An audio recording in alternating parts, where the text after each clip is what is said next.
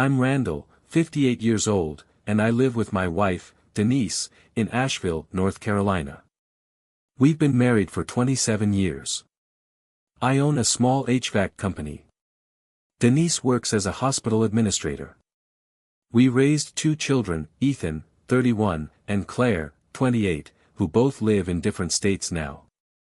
People talk about dramatic marriage crises like they arrive with fireworks and sirens. In my experience, trouble usually knocks quietly. It started on a rainy Tuesday afternoon. I came home early after finishing a service call across town. A delivery driver was walking back to his truck when I pulled into the driveway. He handed me a package and said, "Sorry, looks like this one got mixed in with another route." The label showed our address. But the name wasn't mine. It wasn't Denise's either.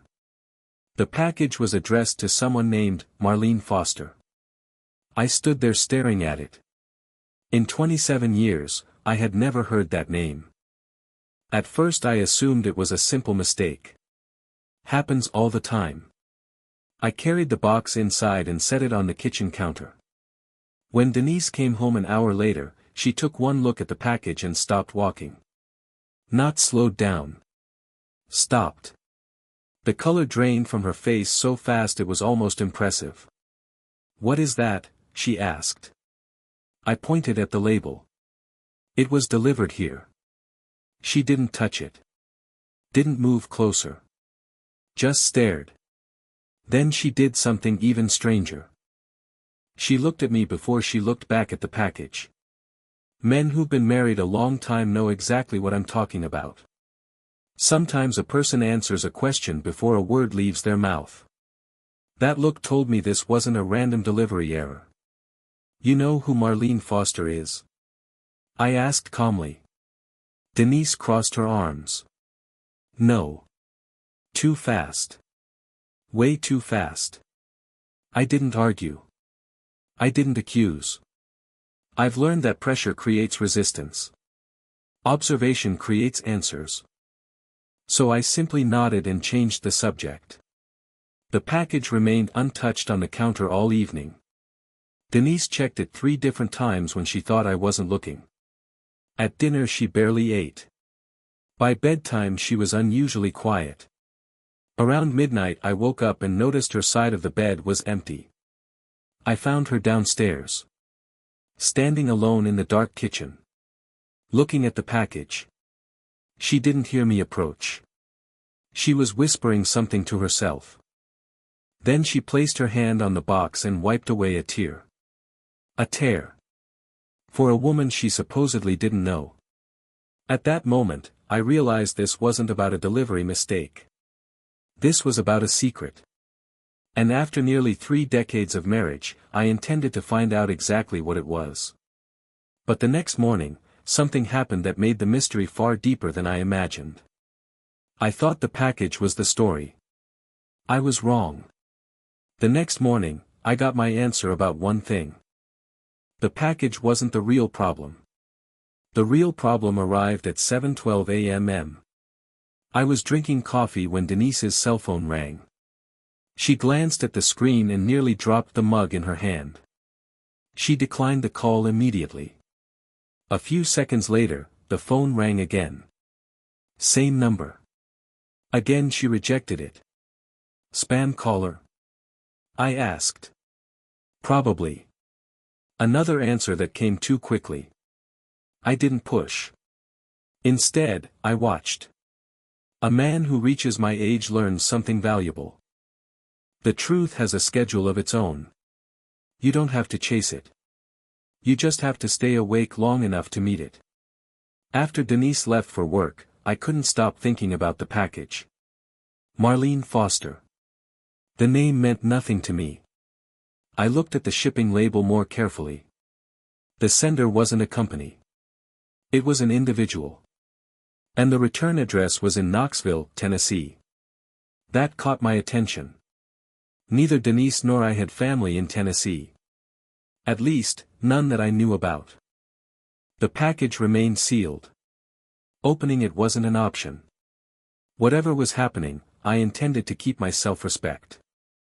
Instead, I started reconstructing a timeline. When had Denise started acting differently? Not dramatically different. Just enough to notice. Over the previous 6 months she'd become unusually distracted. She spent more time alone on the back porch. She occasionally seemed nervous when discussing retirement. At the time I assumed it was work stress. Now I wasn't so sure. That evening, another surprise arrived. Our daughter Claire called. She sounded concerned. "Dad, is Mom okay?" The question immediately got my attention. "What makes you ask that?" Claire hesitated. "She's been calling me a lot lately." "So? Not normal calls?"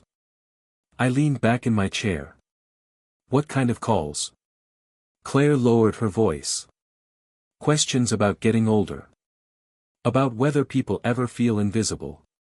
About whether life turns out differently than they expected." That didn't sound like my wife. Denise had always been practical. Organized. Steady. Not someone who drifted into emotional conversations about identity.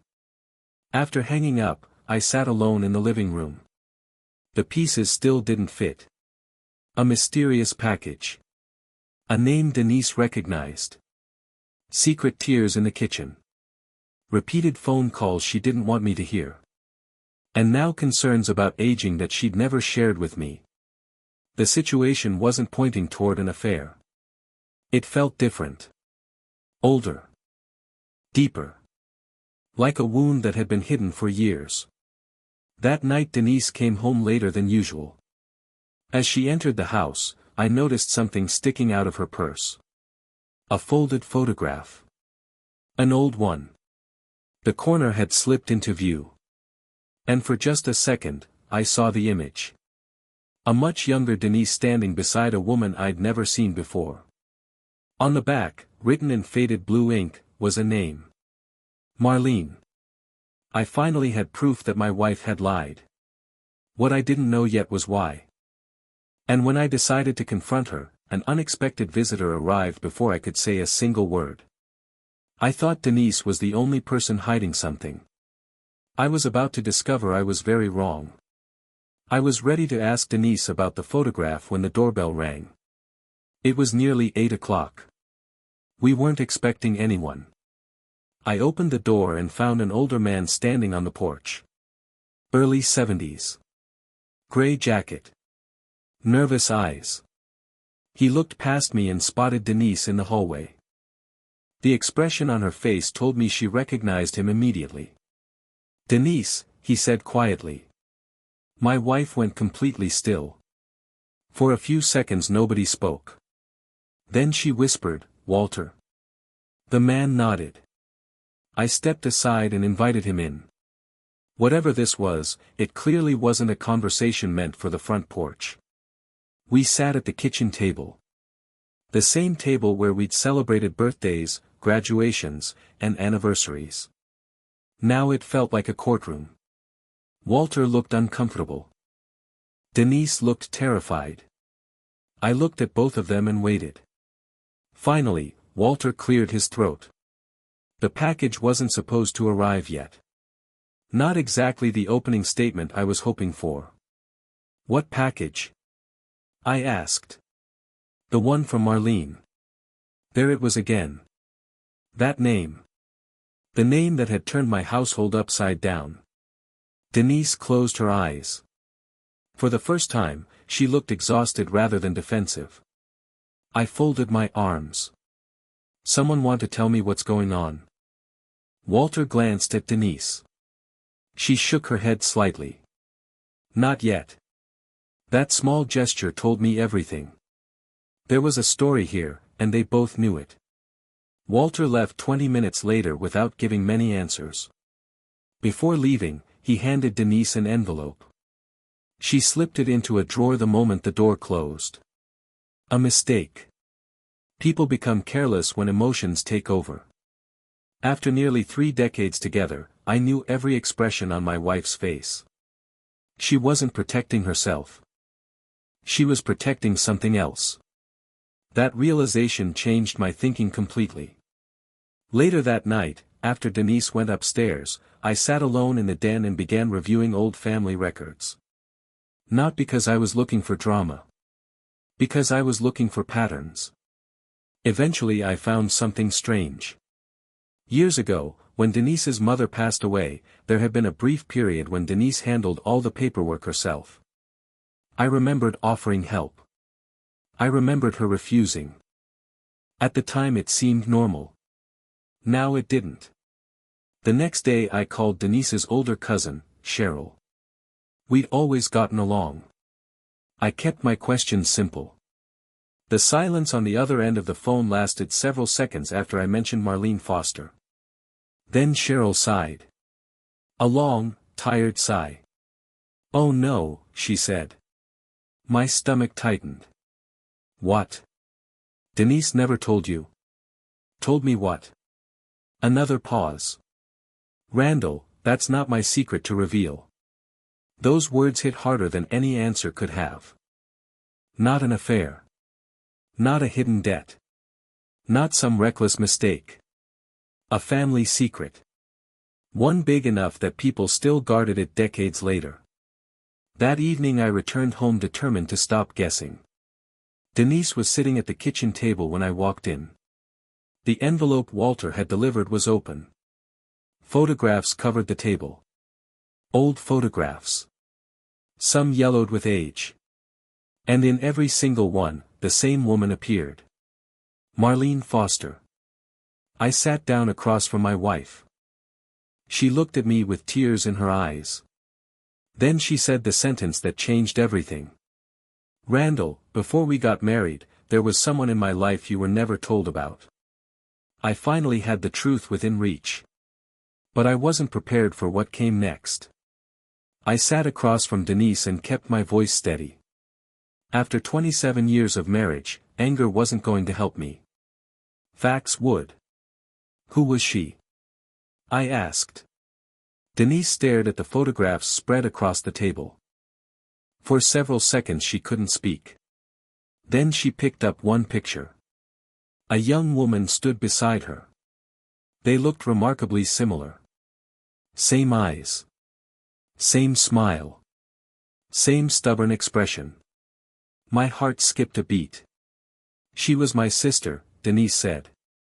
I honestly thought I had misheard her. "Your sister?" She nodded. A tear rolled down her cheek. "Older sister." I looked back at the photograph. Then back at Denise. I had known this woman for nearly 3 decades.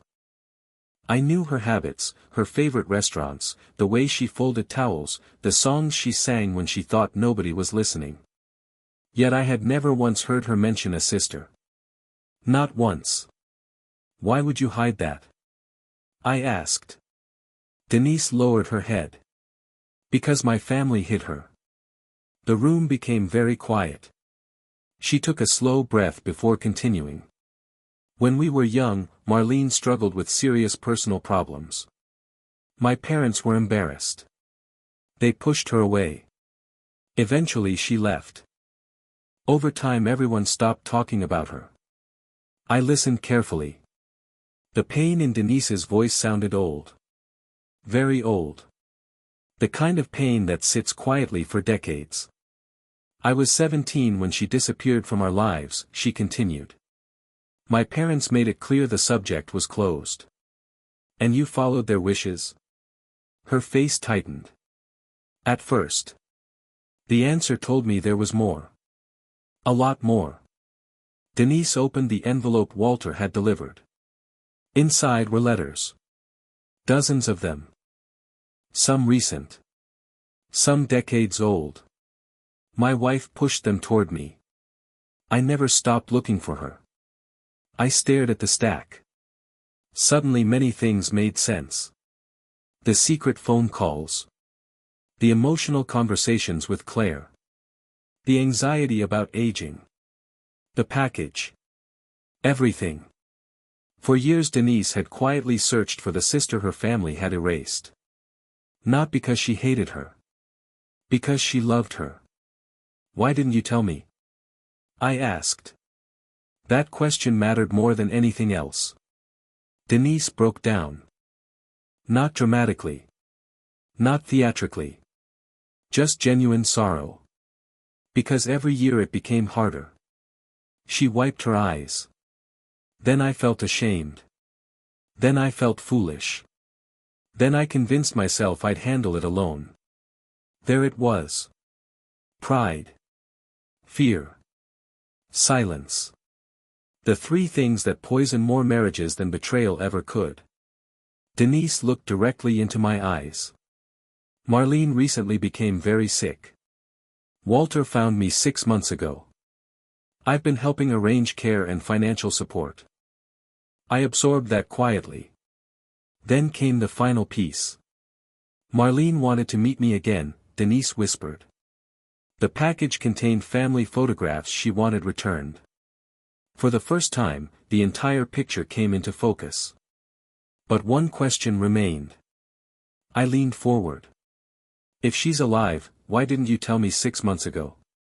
Denise's answer was immediate.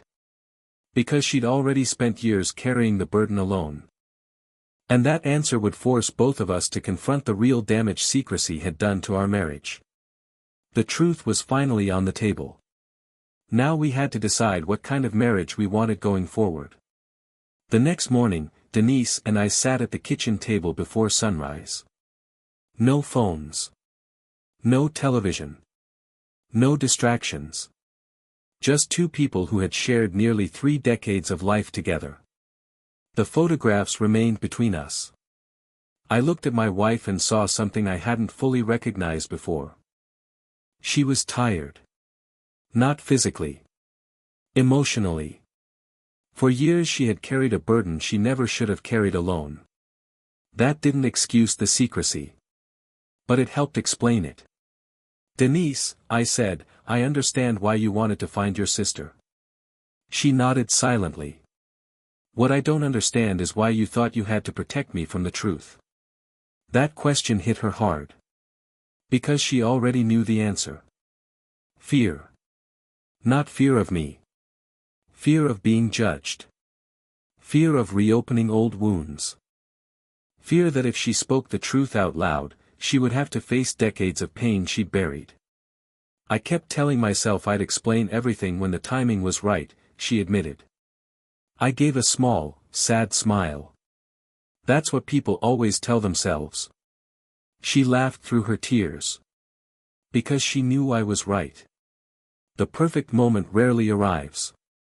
Silence simply grows larger. For the next 2 hours we talked more honestly than we had in years. Not just about Marlene. About everything. The empty nest after Ethan and Claire moved away. The uncertainty of getting older. Retirement plans. The ways we both drifted into routines instead of conversations. Neither of us had done anything terrible.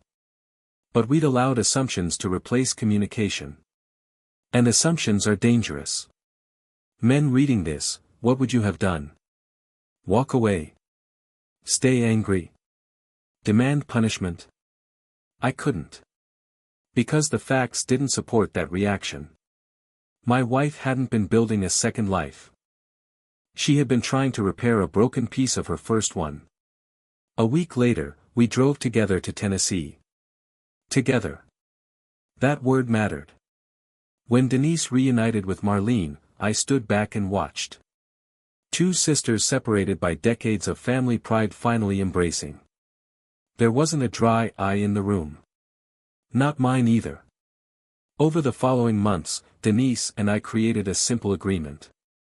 No more carrying heavy burdens alone. No more protecting each other from conversations that needed to happen. Complete transparency.